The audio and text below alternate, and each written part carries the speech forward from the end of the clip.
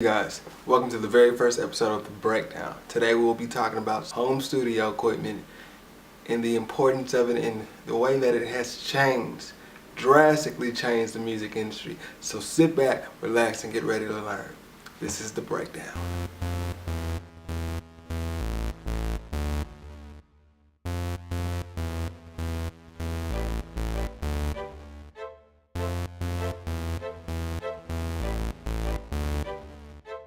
Your system has been disabled.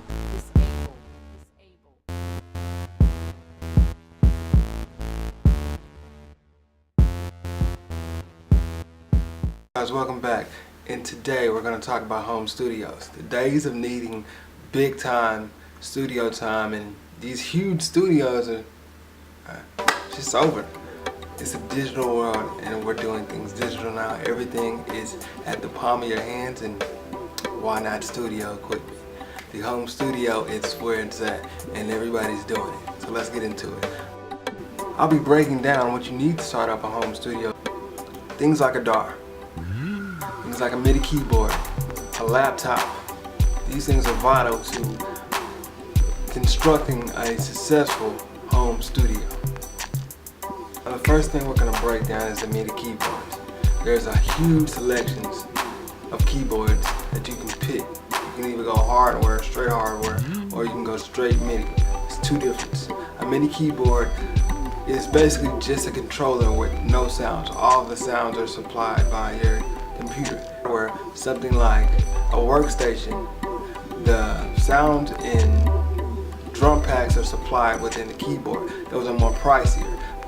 The second thing we're going to break down are studio monitors. Now, studio monitors can vary in tons of prices. They can be very expensive to very cheap, but you have to keep in mind you want quality. So you pay for what you get, and in this case you want your sound to be crisp, you want your sound to be straightforward, you want your sound to be great. So you really have to pay for what you want to get. And when it comes to mixing your sounds and playing it back and having everything right, you really want to invest in some great speakers.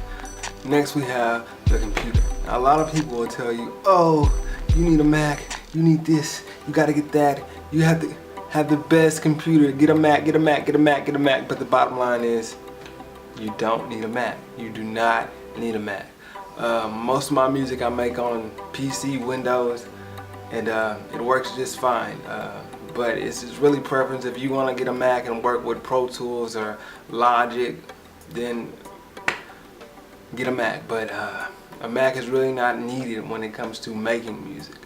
A Mac is most likely needed when it comes to mixing music in Pro Tools. But as far as composing music, a Mac is not needed. You can very well get a Windows computer and be just fine. Another thing needed is the audio box. This converts your audio and it allows your mic to have phantom power. This is crucial in a nice balanced sound. You don't want your computer to get overloaded with the work balance, so you definitely have to have this for your computer as well as your mic. Next we have the mic. Now, your microphone is definitely a crucial instrument in recording.